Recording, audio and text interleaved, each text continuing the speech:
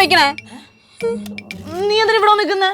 ഞാന് ഇതേതാ പ്രതിമ?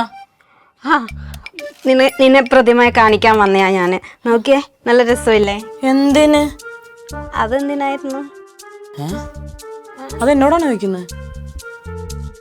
അല്ല, എന്റെ കൂട്ടുകാരി ഗിഫ്റ്റ് തന്നതാ എനിക്കിത്. നോക്കിയേ, ക്യൂട്ടല്ലേ? നല്ല രസമില്ലേ? കണ്ടാ? ഇത് നീ മനഃപൂർവ്വം എന്നെ കൊല്ലാൻ വേണ്ടി വന്നല്ലേ?